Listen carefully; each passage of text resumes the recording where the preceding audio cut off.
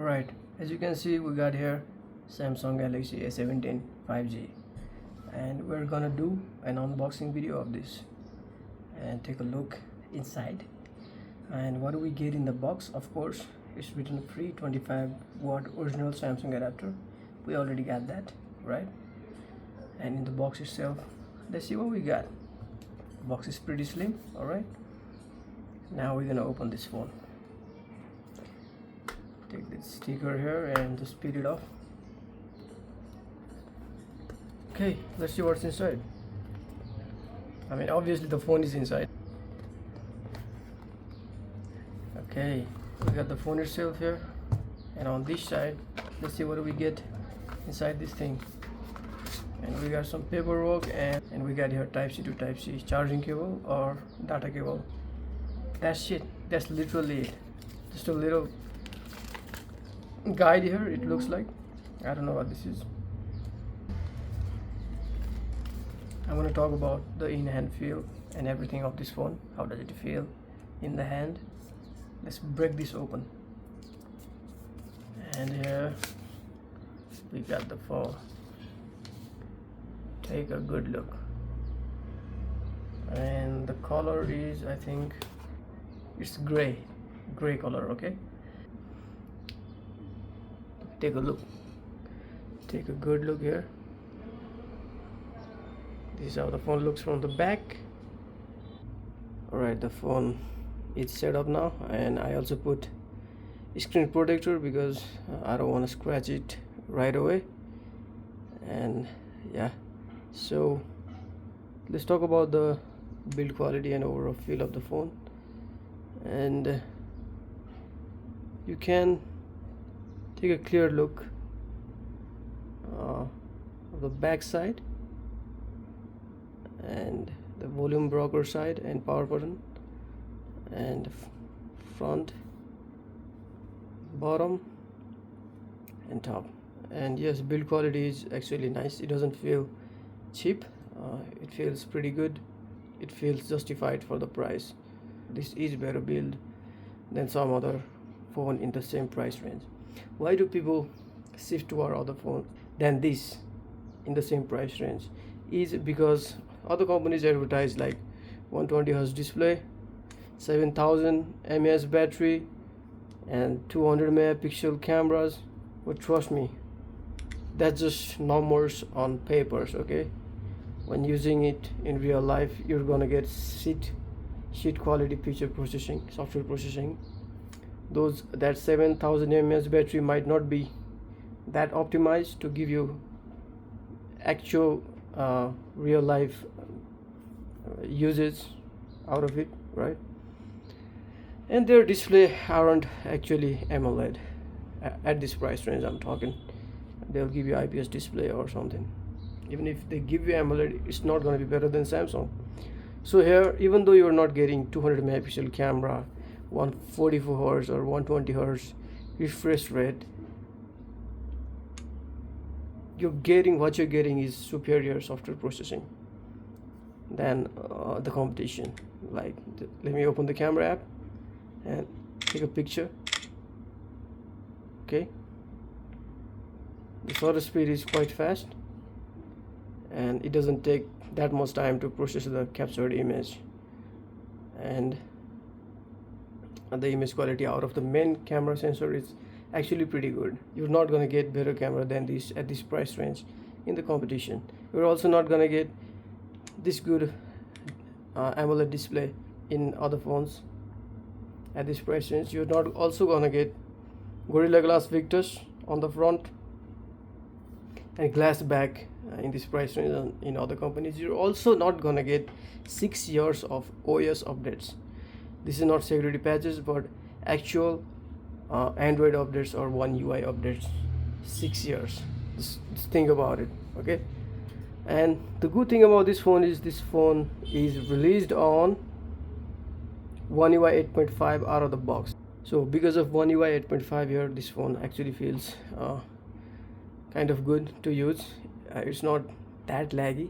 I was expecting more lag at this price range, and it's A17, it's not even 37 or 57, it's 1717. But because it got released with One UI 8.5 out of the box, this thing feels pretty optimized. This won't get laggy, progressively laggy over the years. It might even get better if Samsung optimizes their upcoming version and may make it more lightweight for these specific cheaper models, and then it can get even better. So you're getting latest Android, latest One UI right out of the box, and you're getting 6 years of software updates on top of that. What else do you need? Good display, actually better camera than the competition, and better build, and reliable software, stable software, and yeah, people shouldn't just go for the gimmicks of that 7000 mAh 144 and just buy this phone and just use it, man. If you feel good about this, you might want to step up and go to like S series or maybe A37, A57, and Samsung might win you over and you might get a flagship. This might be the phone to set customer up to buy their flagship models, because if they can give this much better quality on a phone at this budget price, then S series gonna be, then people gonna think S series gonna be a lot better, right? Okay, so let's talk about touch response. How's the touch response here? It's not bad. Touch response is pretty good. Yeah, it doesn't feel laggy. Look, at first boot it will feel kind of laggy, but give it time to settle, man. It will take some time to settle. One thing I did here is I went to the device care and I went to memory, and then I put RAM plus on 2 gigabytes because 4 and 6 gigabytes it's gonna, this processor ain't gonna handle that better, bro. So keep it at 2 gigabyte and you'll get a faster phone than what you get out of stock. Yeah, so this is it. This is my initial impression of this phone. I have no complaints. If you're buying it, just go for it.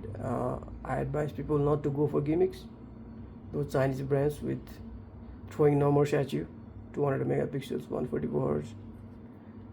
There's a reason they do that, man.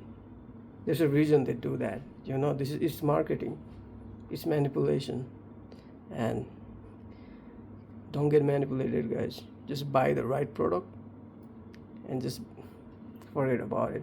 And this checks the boxes.